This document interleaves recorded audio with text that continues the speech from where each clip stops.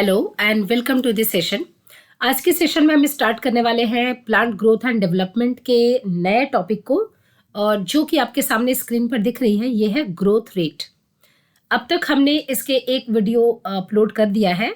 आप चाहे तो इसके प्रीवियस सेशंस की वीडियोस जरूर देख लें, उसके बाद आपको ये पॉइंट्स और भी अच्छे से समझ में आएंगे।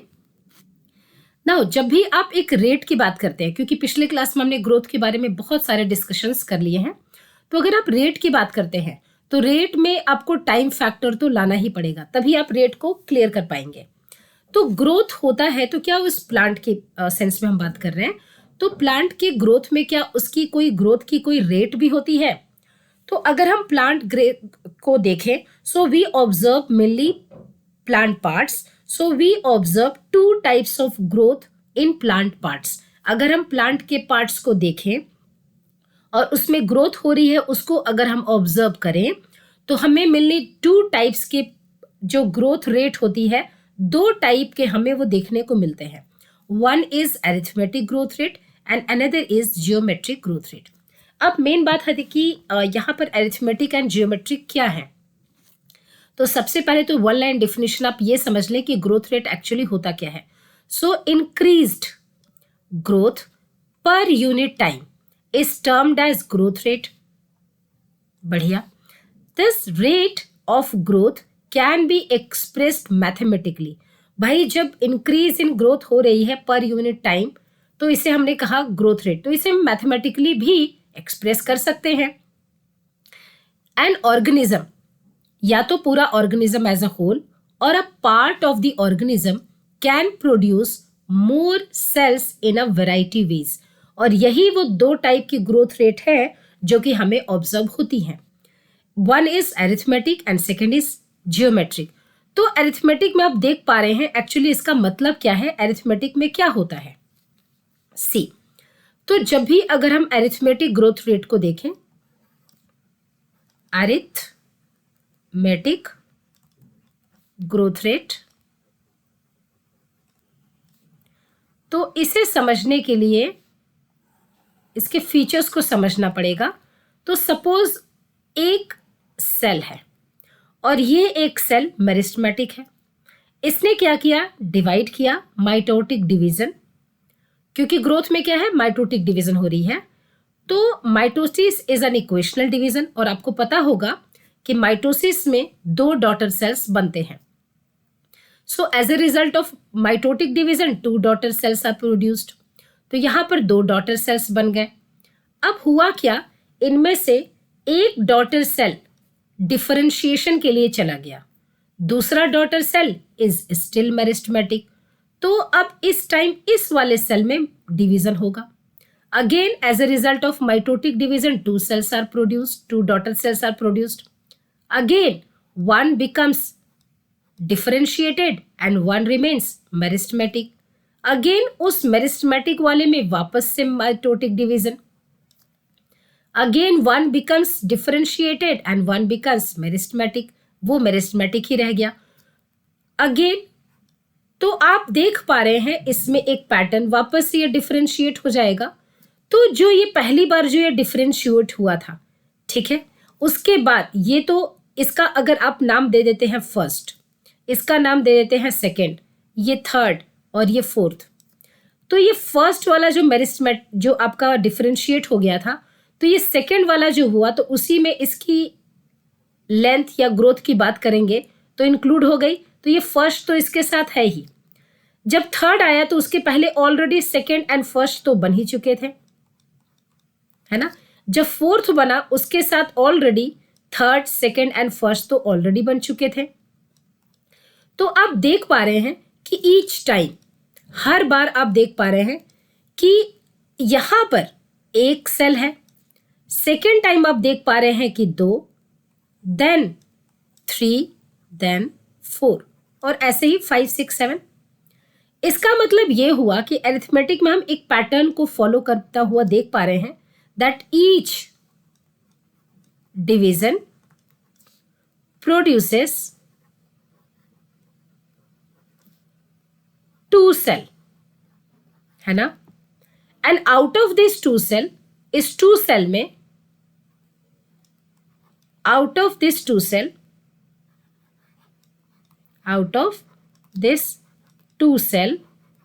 इस दो सेल में वन सेल, एक सेल क्या हो रहा है, one cell is remaining meristematic, ठीक है, जबकि एक दूसरा जो सेल है, other cell, while one cell differentiates या अंडरगोस डिफरेंशिएशन, इसमें क्या हो रही है, डिफरेंशिएशन हो जा रही है, ठीक है। अगर इस तरह का पैटर्न देखने को हमें मिलेगा तो हम कहेंगे ये एक अरिथमेटिक ग्रोथ रेट की पहचान है। अब जैसा कि हमने एनसीईआरटी में बोला कि इसको हम मैथमेटिकली भी एक्सप्रेस कर सकते हैं, तो मैथमेटिकली अगर हम एक्सप्रेस करना चाहें इसे, तो सपोज आपके पास ये एक इनिशियल प्लांट है, ये एक इनिशियल प्लांट है, कुछ तो लेंथ लेना पड़ेगा आपको, तो इसके लेंथ को अगर आपने बोला कि L नॉट, ये क्या हो गई, इसकी इनिशियल लेंथ है, इनिशियल। और अगर हम बात करें, नेक्स्ट पेज में ले लेते हैं इसे, अगर हम इस प्लांट की लेंथ को अगर हम बात करें कि ये इसकी एक इनिशियल लेंथ है जिसे हम रिप्रेजेंट कर रहे हैं L नॉट से, तो ये हो गई इनिशियल लेंथ, ठीक है। After a passage of time, कुछ वक्त के बाद, लेट इट बी T, इसकी जो लेंथ है इट बिकम्स LT। अब इसकी बात करेंगे, ये क्या हो गया, LT, और इसी वक्त हम इसे कहेंगे फाइनल लेंथ, जिस वक्त हम इस एक्सपेरिमेंट को परफॉर्म करना चाहते हैं, फाइनल लेंथ। तो ये हो गया फाइनल लेंथ, ये था आपका इनिशियल लेंथ, अगर आप लेंथ को ले रहे हैं ना। अब अगर आप एक ग्राफ प्लॉट करें तो आपको किस तरह की ग्राफ मिलेगी, तो जैसा कि आपने बोला ये ग्रोथ रेट है, यानी कि टाइम फैक्टर को आपको इंक्लूड करना पड़ेगा। तो सपोज इस एक्स एक्सिस में आपने लिया है टाइम फैक्टर, टाइम को लिया है आपने, और वाई एक्सिस में आपने क्या लिया है, लेंथ, इसमें आपने लिया है लेंथ ऑफ द प्लांट, ठीक है। इनिशियली आपका कुछ तो लेंथ था शुरुआत में, तो इस इनिशियली लेंथ जो भी था उसको आपने बोला कि L नॉट है, ठीक है, इनिशियल लेंथ L नॉट। अब आप देख पा रहे हैं, क्योंकि इसके पैटर्न में आपको क्या दिख रहा है, each time one cell is going under differentiation, तो हर बार 1 से 2, देन 3, देन 4 ऐसे हो रहे हैं आपके। तो इसमें जैसे जैसे, अब मान लीजिए इसमें आप टाइम फैक्टर कुछ भी ले सकते हैं, मान लीजिए आप पर वीक एक्सपेरिमेंट करना चाहते हैं, 7 डेज के इंटरवल पर, या मंथ पे करना चाहते हैं, तो आप देख पा रहे हैं कि जब आप इस पॉइंट पर पहुंचेंगे, मान लीजिए वीक है, फर्स्ट वीक, तो इसकी लेंथ यहाँ पर है, ठीक है, अब एट टाइम 0, ठीक है। अब जैसे जैसे वक्त बीतता जाएगा, इसके जो आप चेंजेस देख पा रहे हैं वो क्या हो रहा है, ये एक स्ट्रेट लाइन फॉलो करता हुआ आपको दिखेगा, है ना, यानी कि यहाँ पर आप देख पाएंगे कि ये ग्राफ कैसा प्लॉट हो रहा है, एक स्ट्रेट लाइन। अब जब ये मान लीजिए यहाँ पर, यानी कि इस वक्त की आप बात करना चाहते हैं, तो इस टाइम पर इसकी जो लेंथ होगी ये कितनी हो गई, LT, ठीक है। यहाँ पर ये टाइम फैक्टर, जो भी ये टाइम है, प्रॉपर T। अब अगर हम इस फॉर्मूला को निकालना चाहें कि फाइनल लेंथ हमारा क्या होगा, LT इक्वल्स टू क्या होगा, चूंकि एक स्ट्रेट लाइन है तो आपको एक स्ट्रेट लाइन की इक्वेशन मिलकर आ जाएगी, L नॉट प्लस RT, यानी कि LT equals to L nought plus RT, ठीक है। ये आपको पता होगा, ये LT equals to L nought plus RT आपको कुछ कुछ मैच करता हुआ दिख रहा है इस इक्वेशन के साथ, y equals to C plus MX, ये आप पढ़ते भी हैं। और ये कैसी इक्वेशन है, एक इक्वेशन ऑफ स्ट्रेट लाइन है, स्ट्रेट लाइन की इक्वेशन है ना, स्ट्रेट लाइन की एक इक्वेशन को रिप्रेजेंट कर रहा है। वैसा ही ये भी है, LT equals to L nought plus RT, इसका मतलब इसमें भी हमें ग्राफ कैसा मिलेगा, स्ट्रेट लाइन, स्ट्रेट लाइन। तो पहली फीचर हो गई आपकी अरिथमेटिक में कि इसमें जो ग्राफ मिलेगा आपको, इसमें ग्राफ कैसा मिलेगा, बहुत इंपॉर्टेंट, ग्राफ आपको मिलने वाला है straight line graph, straight line graph आपको मिलेगा, ठीक है। फॉर्मूला क्या मिलेगा आपको, LT equals to L nought plus RT। तो इसका एब्रीविएशन फॉर्म क्या है, LT रिप्रेजेंट्स व्हाट, तो LT अगर हम देखें तो ये है आपका फाइनल लेंथ, यहां पर भी आपने लिखा है it is final length. L not की बात करें तो ये था initial length, initial length. T की बात करें तो ये टाइम पीरियड है, जिस टाइम के लिए आप ये एक्सपेरिमेंट परफॉर्म कर रहे हैं, इट इज टाइम पीरियड। जिस वक्त में यानी जितना टाइम लगा एल नॉट को एल टी में कन्वर्ट होने में। और आर है आपकी ग्रोथ रेट। अगर पूछे कि ये ग्रोथ रेट कौन सा है, किस फॉर्मूले में है, तो ये फॉर्मूला है अरिथमेटिक का। तो ये आर भी ग्रोथ रेट किसकी शो करेगी, अरिथमेटिक ग्रोथ रेट की।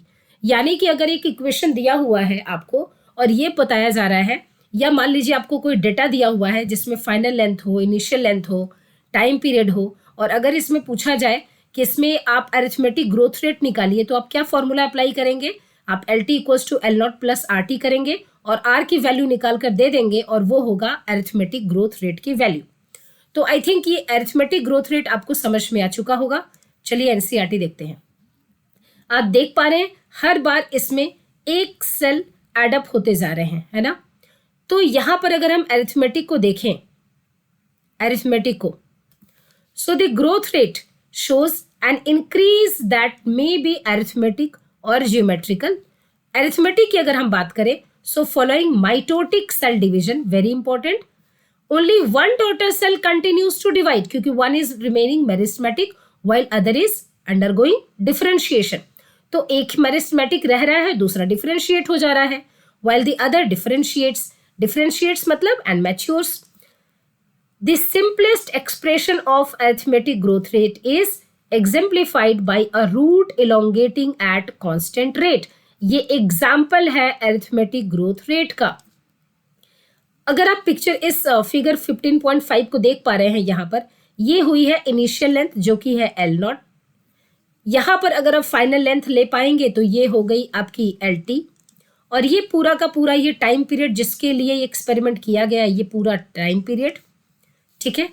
सो on plotting the length of the organ against time, a linear curve is obtain. Linear मतलब स्ट्रेट लाइन।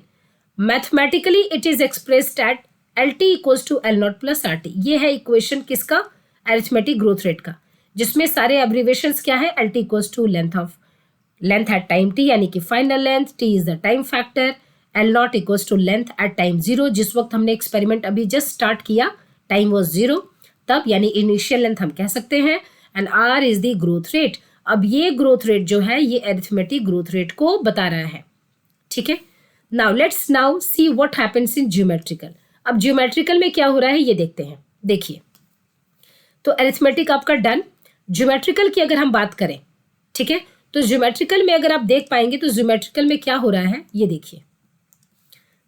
ये रहा आपका second growth rate, that is geometrical growth rate. Geometrical growth rate. अब इसके क्या features हैं, इसमें क्या होता है। अब इसको अगर हम देखें तो मान लीजिए ये एक मेरिस्टेमेटिक सेल है, ठीक है, इसने दो डॉटर सेल्स बनाया, two daughter cells are formed, ठीक। Now each cell remains meristematic, each daughter cell is meristematic, no one is undergoing differentiation। इसमें से यहां पर हमने देखा था out of this two cell, one cell was undergoing differentiation while one cell was remaining meristematic। यहां पर हम देखेंगे कि both the cells are remaining in meristematic phase, no one is going under differentiation। इसका मतलब यहां पर क्या होगा, both the cells are having the capability of division। दोनों सेल्स डिवाइड कर सकते हैं, ठीक है, दोनों सेल्स के पास कैपेबिलिटी है डिवीजन की। और यहां पर आप देखेंगे as a result of one थे, वन से टू बना, टू से फोर, देन ये चारों के पास क्या है, फिर से वापस कैपेबिलिटी हो गई डिवीजन की, और फिर से आपके पास मिलेंगे 4 से 8 सेल्स, ठीक है। और यही फंडा चलता रहेगा 4 to 8, देन 16, देन 32। तो यहां पर आप एक पैटर्न देख पा रहे होंगे कि यहां पर each daughter cell daughter cell,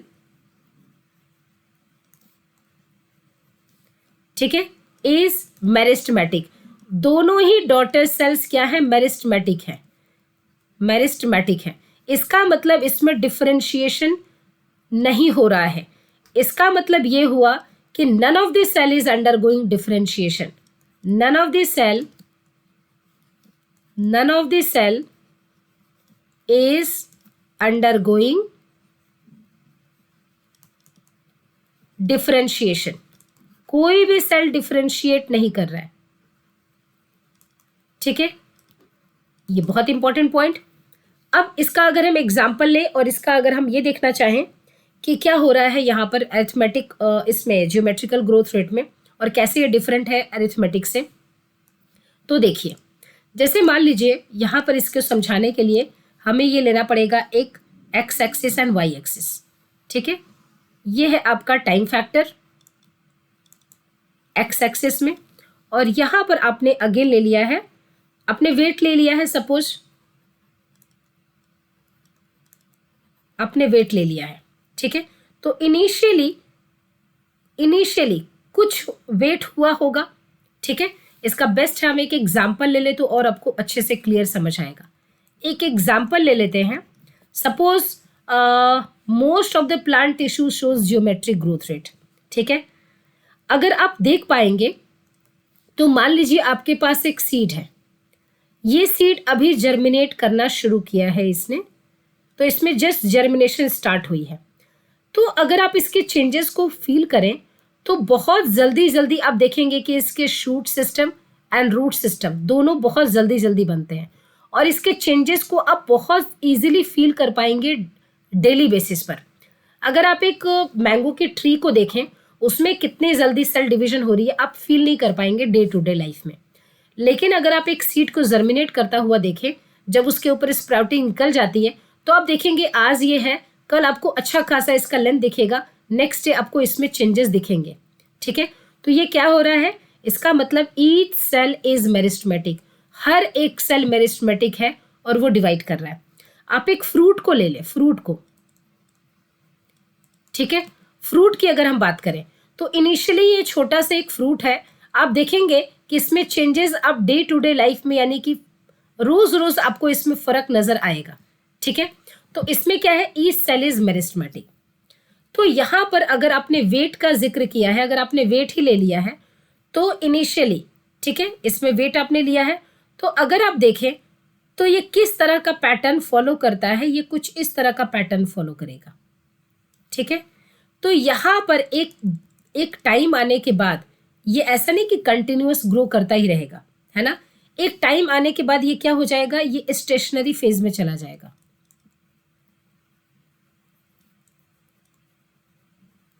ठीक है। इस फेज को आपने बोला था लैग फेज। यहां पर जब आपको, अब इसे समझने के लिए अगर हम देखें तो मान लीजिए जब ये 2 से from 2 it was increasing to 4, then to 8, then to 16, then to 32, then to 64, ऐसे। तो यहाँ पर अगर आप देख पाएंगे ना, तो यहाँ पर आपको चेंजेस उतने ज़्यादा नोटिसेबल नहीं हो पा रहे हैं। जब ये यहाँ से यहाँ अगर ग्रो करने लगे, है ना, 128, देन नेक्स्ट, तो आपको ये चेंजेस ऑब्जर्व होंगे, है ना। तो उसी तरह से अगर आप देखें, जैसे केबीसी आप खेलते हैं, तो केबीसी में जब 10,000 है, 10 से 20 हुआ, बहुत ज़्यादा चेंजेस नहीं फील होते हैं, 40,000 तब भी नहीं, 80 तब भी नहीं, है ना। जब 160 पहुँच जाए तब ऐसा लगता है कुछ चेंजेस हुए। देन 320, है ना, 320 मतलब 3,20,000, देन आपके 6 लाख, 6.5 लाख, देन 12 लाख। तो ये नोटिस होने लगते हैं, चेंजेस तो डबल का ही है बट ये नोटिसेबल हो जाता है।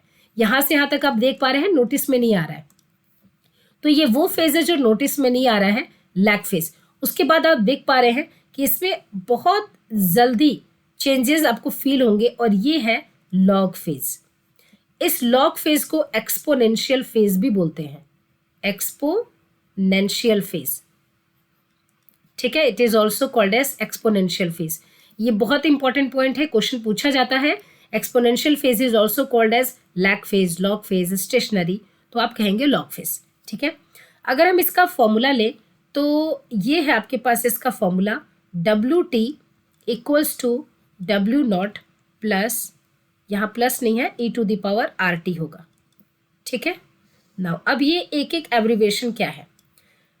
WT equals to final weight, ये फाइनल वेट है। अगर आपने W0 इसको आपने बोला था इनिशियल, स्टार्टिंग में इनिशियल वेट। अगर आप T की बात करें तो ये टाइम फैक्टर है, टाइम पीरियड, जिस टाइम के लिए आप ये एक्सपेरिमेंट कर रहे हैं, टाइम पीरियड। ठीक है, R यहाँ पर क्या है, ये R है यहाँ पर एक्सपोनेंशियल ग्रोथ रेट, जिसे आप निकाल रहे थे, एक्सपोनेंशियल ग्रोथ रेट। ठीक है, और E क्या है, E नेचुरल लॉग है। ठीक है, अगर आप नेचुरल लॉग आप एग्जाम देंगे तो जनरली आपको 2 और 3 के लॉग तो आपको याद होने ही चाहिए, और वैसे भी इसकी वैल्यूज तो एग्जाम में दे देते हैं, है ना। ये है इसका ज्योमेट्रिकल का फॉर्मूला। तो अब आप रिलेट कर पाएंगे इस NCERT से, और इसमें चेंजेस भी आप देख पाएंगे कि क्या है। देखिए, ज्योमेट्री की बात करें सो इन मोस्ट सिस्टम्स, इसलिए बोला कि most plant tissue shows geometric growth rate. The initial growth is slow, that is lag phase, and it increases rapidly thereafter at an exponential rate, that is called log or exponential phase. Very important, ये discuss किया गया अभी। Here both the progeny cells means daughter cells, following mitotic divisions, because none of them are undergoing differentiation, both of them are remaining in meristematic phase, retain the ability to divide and continue to do so. However, with limited nutrient supply, अब यहाँ पर आप कहेंगे कि यहाँ पर stationery क्यों आया। भाई resources are limited, resources limited है, अनलिमिटेड नहीं है। एक वक्त आएगा जब इसकी न्यूट्रिशन खत्म होने की कगार पर आ जाएगी, उस वक्त ये एक्सपोनेंशियली नहीं बढ़ सकता, इसे स्टेशनरी फेज में आना पड़ेगा। So with limited nutrient supply the growth slows down leading to stationary phase. If we plot the parameter of growth against time, we get a typical sigmoid or S curve. Very important, आपने अगर इसको focus करो, मैं colour change कर देती हूँ इसका, तो आप देख पाएंगे कि आपको ये S की तरह लग रहा है। तो इसमें शेप कैसा आता है इस केस में, सिग्मॉइड में, यानी कि ज्योमेट्रिक ग्रोथ में। तो ज्योमेट्रिक ग्रोथ के इंपॉर्टेंट पॉइंट इसमें आप देखेंगे कि S शेप्ड ग्राफ आएगा। कैसा, S शेप्ड ग्राफ, है ना। अरिथमेटिक में कैसा था, लीनियर था। ठीक है, यहाँ पर कैसा आ रहा है, एस शेप्ड, या इसी एस को हम बोलते हैं सिग्मॉइड। ठीक है, सिग्मॉइड, जिसके ये फेस क्या बता रहे हैं, लैग, देन लॉग, या एक्सपोनेंशियल, देन स्टेशनरी। और स्टेशनरी भी क्यों, क्योंकि resources are limited.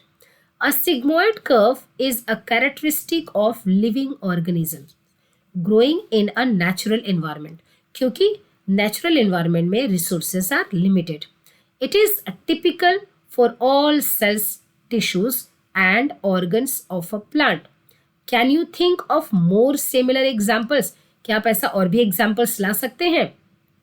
What kind of a curve can you get और can you expect in a tree showing seasonal activities. अब आपसे ये क्वेश्चन पूछ रहा है कि जो पौधे होते हैं, जो प्लांट्स हैं, वो सीजनल एक्टिविटीज शो करते हैं। सीजनल एक्टिविटीज का मतलब क्या हुआ, सीजनल एक्टिविटीज का मतलब आप ऐसा समझ लें कि जैसे आपने देखा होगा कि सीड का जर्मिनेशन होने से लेकर उसकी वेजिटेटिव ग्रोथ, यानी कि उसके ऊपर रूट, स्टेम्स, लीव्स का आना, देन उसके रिप्रोडक्टिव स्टेजेस आना। ठीक है, उसके बाद आपने देखा होगा फ्लावरिंग आती है। अब आपने एक एग्जाम्पल देखा होगा कि मैंगो की प्लांट है, मान लीजिए मैंगो का आपने एग्जाम्पल लिया, तो मैंगो के प्लांट पर हर वक्त आप मैंगो फ्रूट नहीं देखेंगे, है ना। तो फ्रूटिंग की उसकी सीजन होती है, फ्लावरिंग की उसकी सीजन होगी। उसके बाद आपने पेड़ों में पतझड़ का मौसम देखा होगा, लीव्स दे फॉल डाउन। उसके बाद आपने देखा होगा कि जब पतझड़ आ जाए, उसके बाद आपने देखा होगा उसके ऊपर ग्रीन लीव्स, नए नए लीव्स आते हैं। तो ये सीजनल एक्टिविटीज होते हैं। The exponential growth can be expressed as, ये आपका वही इक्वेशन जो अभी आपको डिस्कस किया गया है ना। इक्वेशन डायरेक्टली एग्जाम्स में पूछे जाते हैं, ये एब्रिविएशंस भी इंपॉर्टेंट है। Here R is the relative growth rate and is also the measure of the ability of the plant to produce new plant material. और ये geometric growth rate को बता रहा है, referred to as efficiency index. Hence the finals.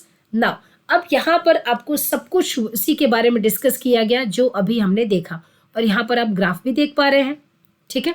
Now अब आपके सामने एक बहुत ही इंपॉर्टेंट एक डायग्राम है.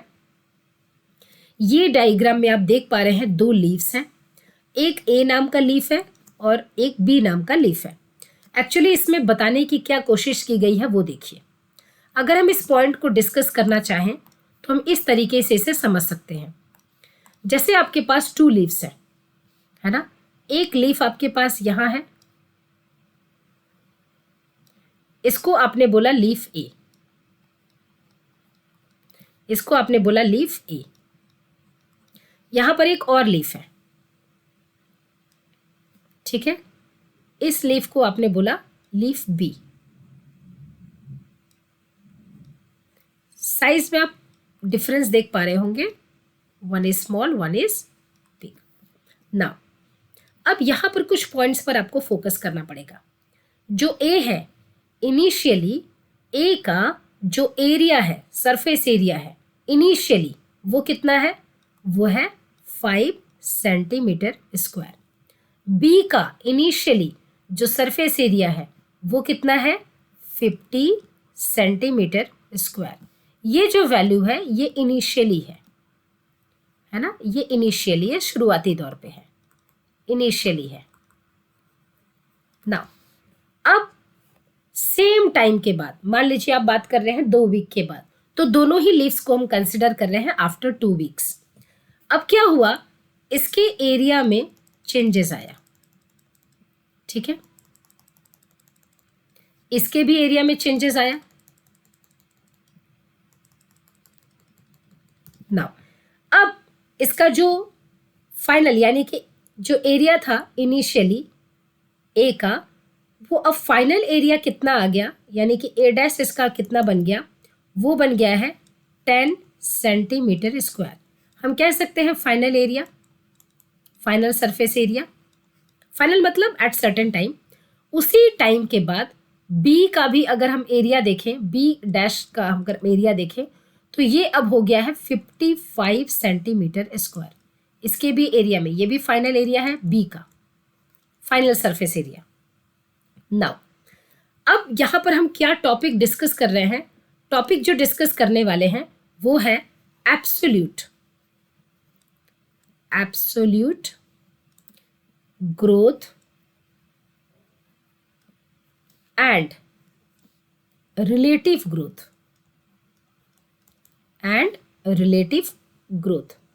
अब ये absolute growth and relative growth क्या होता है, इसीलिए हमने ये एग्जाम्पल लिया है. नाउ सी, अब यहाँ पर अगर आप देख पा रहे हैं तो दोनों ही लीव्स में आपको चेंजेस कितने के आए हैं? यहाँ पर अगर आप देखें तो 10 - 5 चेंजेस कितने के आए? 5 सेंटीमीटर स्क्वायर आया. यहाँ पर अगर आप देखें तो फाइनल माइनस इनिशियल 55 - 50.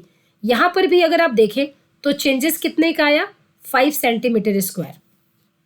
तो अगर आप कहें कि दोनों में चेंजेस तो 5 सेंटीमीटर स्क्वायर का ही आया है. So both leaf have same absolute growth, यानी कि दोनों में डिफरेंस का मतलब एब्सोल्यूट ग्रोथ का मतलब होता है final minus initial. So final minus initial की वैल्यू दोनों में सेम है. तो अगर पूछा जाए कि ए एंड बी लीफ में एब्सोल्यूट ग्रोथ रेट किसकी ज़्यादा है, किसकी कम है, या दोनों बराबर है, तो आप कहेंगे एब्सोल्यूट ग्रोथ जो है वो दोनों में बराबर है. क्यों? क्योंकि एब्सोल्यूट होता है final minus initial. Absolute equals to final minus initial. तो फाइनल माइनस इनिशियल तो दोनों की वैल्यू 5 है, तो इस हिसाब से एब्सोल्यूट क्या हो गया? दोनों का बराबर है. Both are having same absolute, both have same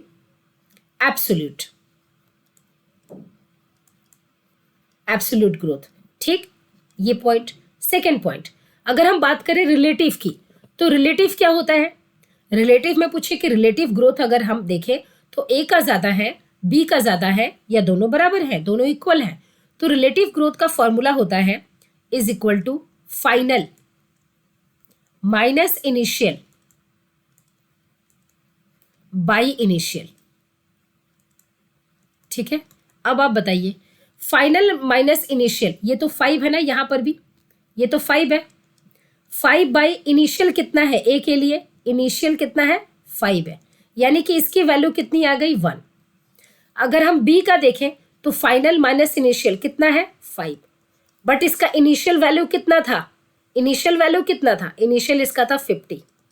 तो अगर हम देखें कि इसमें वैल्यू कितनी आ रही है 0.1, 0.1 सेंटीमीटर स्क्वायर। ये 0.1 सेंटीमीटर स्क्वायर एब्सोल्यूट ग्रोथ है किसका, बी का, और ए का कितना है 1 सेंटीमीटर स्क्वायर, है ना। तो ए का आया आपका 1 centimetre square, 1 centimetre square, B का है 0. अब आप बताइए एब्सोल्यूट ग्रोथ रेट किसका ज्यादा है। सो अगर हम बात करें एब्सोल्यूट ग्रोथ रेट की, सॉरी रिलेटिव, एब्सोल्यूट कब से बोल रही हूँ तो सॉरी है इसके लिए, इट इज रिलेटिव, है ना। तो अगर हम रिलेटिव की बात करें, रिलेटिव ग्रोथ रेट, तो ये ए का ज्यादा है बी से। ठीक है, important. So absolute and relative growth rate, ये आपको क्लियर हुआ। चलिए बढ़िया, अब हम चलते हैं अपने एनसीईआरटी बुक पर। यहां पर देख पा रहे ये इनिशियल है और ये फाइनल है ना। यहां पर बी में 50 centimetre square is the initial and final is the 55 centimetre square. तो quantitative comparisons between the growth of living systems can also be made in 2 ways. कैसे, या तो measurement and the comparison of total growth per unit time is called the absolute growth rate, final minus initial कर लीजिए, या तो आप ये कर लीजिए कि growth of the given system per unit time expressed on A common basis, example per unit initial parameter is called the relative growth rate. और रिलेटिव में ध्यान रखिए रिलेटिव वर्ड है, ठीक है। अगर आप 15.7 फिगर को देखें, so 2 leaves are there, A and B are drawn and are of different sizes, एक स्मॉल है और एक बिग है, but shows absolute increase in area in the given time to give leaves A dash B dash. However, one of them shows much higher relative growth rate. Which one and why? ये आपसे देकर question पूछा है कि दोनों में अगर आप देख पा रहे हैं तो यहाँ पर अगर आप एब्सोल्यूट की बात करें, एब्सोल्यूट, तो एब्सोल्यूट की वैल्यू क्या बताया हमने, फाइनल माइनस इनिशियल। तो आप फाइनल माइनस इनिशियल करेंगे तो 10 minus 5 is equal to 5 centimetre square A में। बी में क्या आ जाएगा 55 माइनस 50, तो ये क्या आ जाएगा अगेन 5 सेंटीमीटर स्क्वायर। दोनों की एब्सोल्यूट ग्रोथ रेट बराबर है। अगर हम रिलेटिव की बात करें तो रिलेटिव में क्या है कि रिलेटिव में आपको मिलेगा कि रिलेटिव में आपको ये जो फाइनल माइनस इनिशियल है इसमें आपको इनिशियल से डिवाइड करना पड़ेगा। तो रिलेटिव आपको दिखेगा कि ए का ज्यादा है बी से, और इसकी पूरी एक्सप्लेनेशन हमने इस वाले स्लाइड पर देखी है। नाउ तो आई थिंक आपको ये पॉइंट समझ में आ गया होगा। अब नेक्स्ट पॉइंट ऑफ डिस्कशन है कंडीशंस फॉर ग्रोथ। भाई ग्रोथ के कुछ कंडीशंस भी होते हैं, है ना, conditions are required for growth. तो वो कंडीशंस क्या क्या हैं, क्या हम न्यूट्रिएंट नहीं देंगे तब भी ग्रोथ होगी, वाटर ना दे तो भी ग्रोथ होगी, टेम्परेचर का कोई फंडा नहीं है, या ऑक्सीजन की रिक्वायरमेंट नहीं है। तो ऑब्वियस सी बात है इन सब की रिक्वायरमेंट है, कितनी है, कैसी है, कौन सा रोल कैसा प्ले करता है, ये सब कुछ हमें देखना है। सो कंडीशंस फॉर ग्रोथ की बात कर रहे हैं। So why do you not try to write down what you think are necessary conditions for growth. This list may have water, oxygen and nutrients as very essential elements for growth. यानी कि conditions for growth में आप देखेंगे कि आपको nutrient का role पढ़ना पड़ेगा, न्यूट्रिएंट्स आर रिक्वायर्ड। आप देखेंगे कि ऑक्सीजन इज रिक्वायर्ड एंड आप देखेंगे कि water is also required.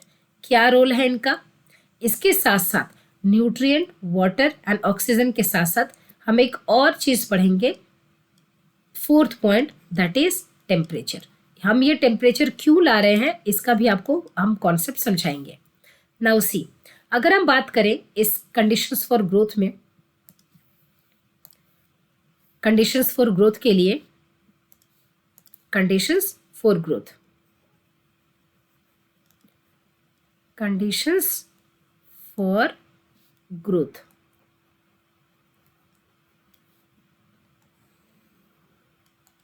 Now see, पहला कॉन्सेप्ट है आपके पास न्यूट्रिएंट्स आर रिक्वायर्ड। भाई न्यूट्रिएंट्स तो होने ही चाहिए, है ना, न्यूट्रिएंट्स चाहिए। न्यूट्रिएंट्स में क्या आपने डिस्कस किया होगा, वो चैप्टर हम डिस्कस करेंगे, मिनरल्स, है ना। तो मिनरल्स में आपने पढ़ा होगा macro nutrients, micro nutrients, macro, है ना, एंड माइक्रो न्यूट्रिएंट्स पढ़ा होगा। 17 एसेंशियल एलिमेंट्स आप पढ़ते हैं ना, उसी का जिक्र कर रहे हैं। माइक्रो न्यूट्रिएंट्स, ये रिक्वायरमेंट होगी डिपेंडिंग ऑन द प्लांट कि कौन सा प्लांट है, किसी कौन से न्यूट्रिएंट्स चाहिए, तो न्यूट्रिएंट्स आर रिक्वायर्ड।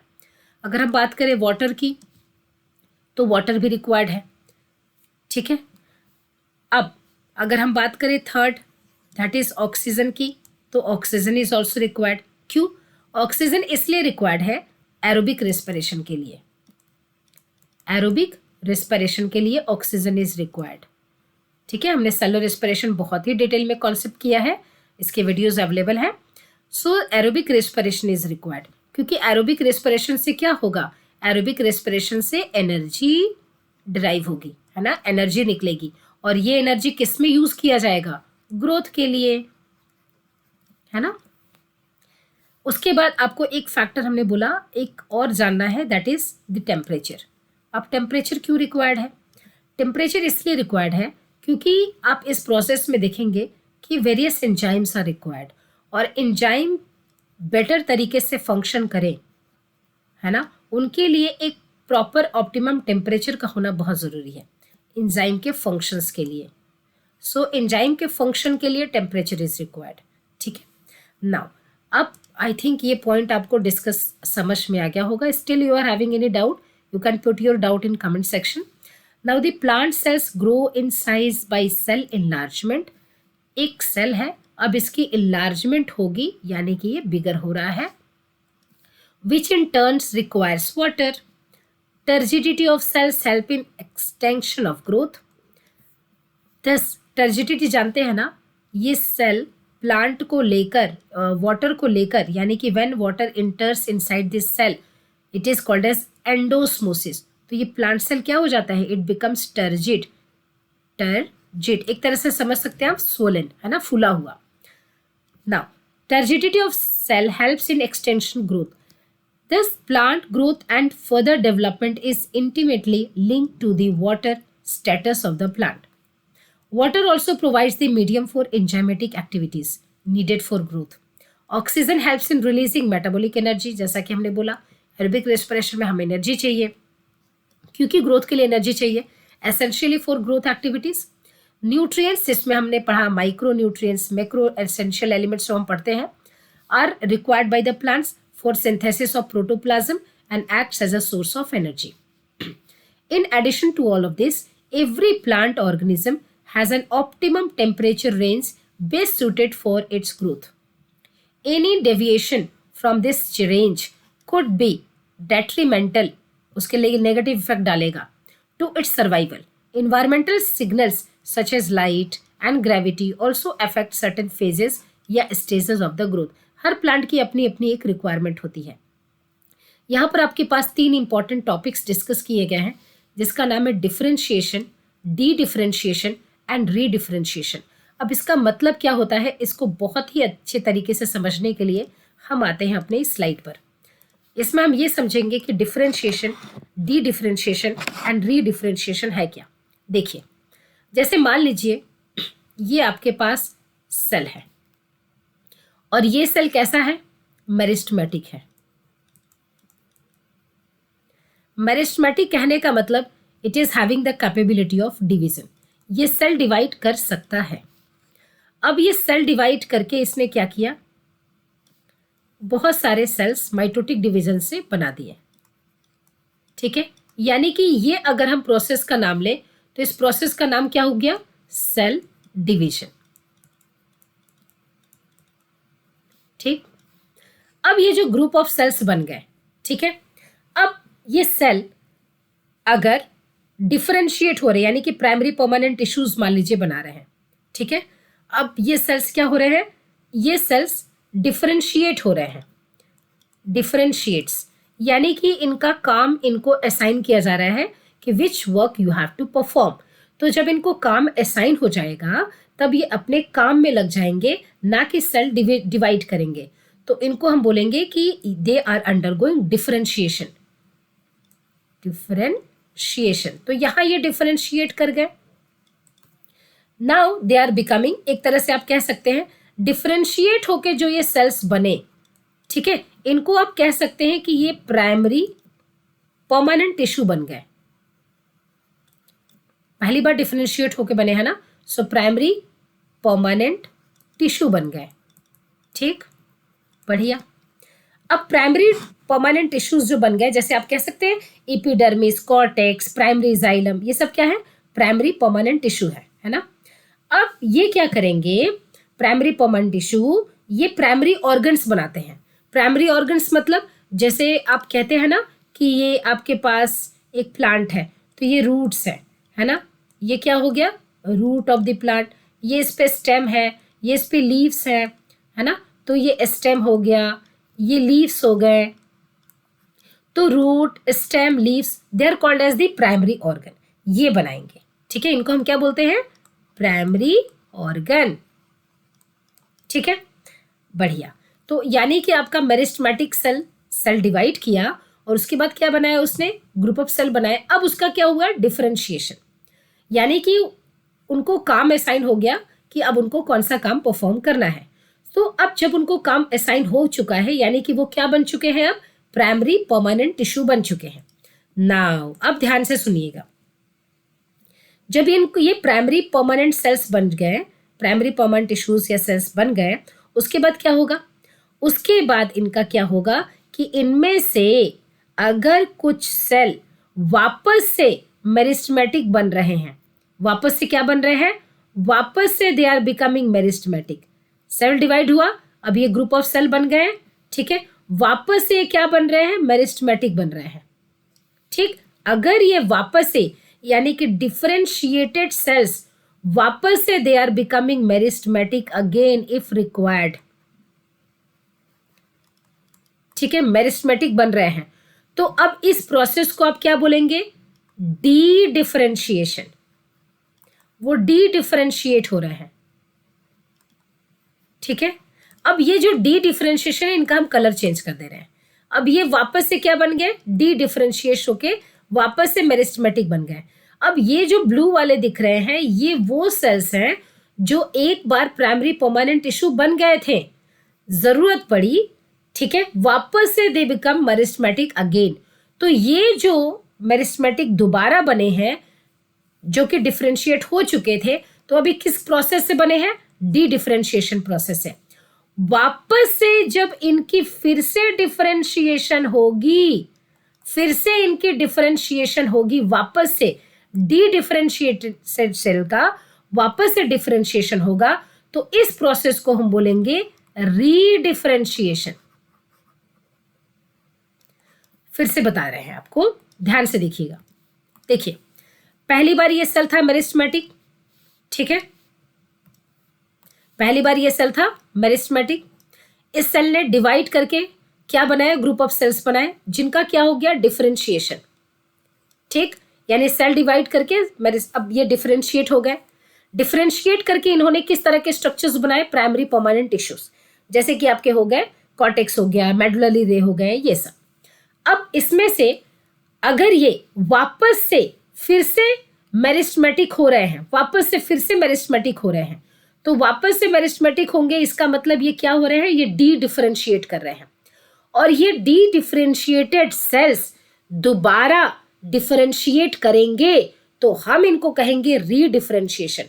तो अगर आप कहें कि रीडिफरेंशिएशन और डी डिफरेंशिएशन में क्या अंतर है, जो आपका, तो डी डिफरेंशिएशन में वापस से यानी कि differentiated cells are becoming meristematic again, और वो जो मेरिस्टेमेटिक सेल्स बने हैं दोबारा, वो वापस से फिर डिफरेंशिएट करेंगे, तो हम इस प्रोसेस को बोलेंगे रीडिफरेंशिएशन। रीडिफरेंशिएशन के बाद क्या बनती है, सेकेंडरी टिश्यू बनती है। जैसे कि आप एग्जांपल ले ले, सेकेंडरी जाइलम, सेकेंडरी फ्लोएम आप कह लें, है ना, सेकेंडरी कॉर्टेक्स कह लें, सेकेंडरी, ये रीडिफरेंशिएशन के बाद बनते हैं। बात समझ में आ गई? डी डिफरेंशिएशन के बाद कौन से स्ट्रक्चर्स बनते हैं? डी डिफरेंशिएशन के बाद आपके बनता है कॉर्क कैम्बियम, कॉर्क कैम्बियम। उसके बाद बनता है आपका वैस्कुलर कैम्बियम, वैस्कुलर कैम्बियम, ये नाम आपने पढ़ा होगा। प्राइमरी परमानेंट टिश्यूज में आप क्या पढ़ते हैं? प्राइमरी परमानेंट टिश्यूज में आप पढ़ते हैं कॉर्टेक्स, आप पढ़ते हैं मेडुलरी रे, आप ये एग्जाम्पल्स पढ़ते हैं, है ना। तो आई थिंक अब ये पॉइंट आपको समझ में आ गया होगा। वापस से चलते हैं अपने एनसीईआरटी पर। The cells derive from root apical and shoot apical meristems and cambium differentiates, देख रहे हैं, and matures to perform a specific function. तब ये प्रोसेस क्या है? डिफरेंशिएशन। ड्यूरिंग डिफरेंशिएशन यानी कि यहाँ पर cells undergoing few to major structural changes, और वो मैच्योर हो रहे हैं both in their cell walls and protoplasm, ठीक है। और यहाँ पर इनको एग्जाम्पल्स भी दिया गया है। Now they also develop a very strong elastic lignocellulosic secondary cell wall, क्योंकि उनके सेल वॉल में एंड प्रोटोप्लाज्म में दोनों में चेंजेस आ रहे हैं, to carry water to long distances even under extreme extensions, try to correlate the various anatomical features you encounter in plants to the functions they perform। और ये हमने पहले भी बोला था कि डिफरेंशिएशन, डी डिफरेंशिएशन, रीडिफरेंशिएशन आपको एनाटॉमी में बहुत ही क्लियरली समझाई जाती है। Plant show another interesting phenomenon, the living differentiated, जो डिफरेंशिएटेड सेल्स हैं वो क्या बनाते हैं? प्राइमरी परमानेंट टिश्यू बनाते हैं, वो लिविंग होते हैं। अब वापस से they have the capacity to divide ना, ठीक है। So that by now have lost the capacity to divide can regain the capacity to divide। जो परमानेंट बन चुके थे बट वो प्राइमरी परमानेंट बन चुके थे, यानी कि उनका लॉस ऑफ डिवीजन हो गया था कैपेसिटी, लेकिन वापस से they are regaining the capacity of division. तो वापस से जो प्रोसेस से वो वापस से डिवाइड करने की फैसिलिटी प्रोवाइड करवाएंगे, उसको बोलेंगे डी डिफरेंशिएशन। फॉर एग्जाम्पल जैसे कि फॉर्मेशन ऑफ मेरिस्टेम्स, इंटरफैसिकुलर कैम्बियम की बात करें, कॉर कैम्बियम की बात करें, है ना, तो यहाँ पर क्या होगा? ये किस प्रोसेस से बने हैं? D differentiation. यहाँ कॉर कैम्बियम ये सब लिखा हुआ है ना आपके पास, बढ़िया। उसके बाद जब ये डी डिफरेंशिएशन हो गई है, वापस से ये फिर से डिफरेंशिएट होंगे, है ना, वापस से मैच्योर होंगे to perform a specific function. उस प्रोसेस को हम कहेंगे रीडिफरेंशिएशन, ठीक है। तो इस पॉइंट में पूरा, और यहाँ पर आपको एग्जाम्पल शो किया गया है कि यहाँ पर कहाँ कहाँ आपको डिफरेंशिएशन, डी डिफरेंशिएशन एंड रीडिफरेंशिएशन दिखेगा। मेनली आपका पॉइंट ऑफ डिस्कशन यहाँ पर पूरा डिटेल में एक्सप्लेन कर दिया गया है कि एक्चुअली डिफरेंशिएशन का मतलब क्या है, और इसके एग्जाम्पल्स कौन से हैं, डी डिफरेंशिएशन का एग्जाम्पल क्या है एंड रीडिफरेंशिएशन का एग्जाम्पल क्या है, प्रोसेस क्या है, ठीक है। सो होप सो यहाँ आपको पॉइंट समझ में आया होगा। Still you are facing any kind of difficulty, you can use your comment section, और आपके कमेंट का हमें भी इंतज़ार रहेगा। मिलते हैं अपने नेक्स्ट वीडियो में। Till then take care and bye bye. Next video में हम डिस्कस करेंगे डेवलपमेंट वाले फेजेस को। तब तक मिलते हैं, बाय बाय।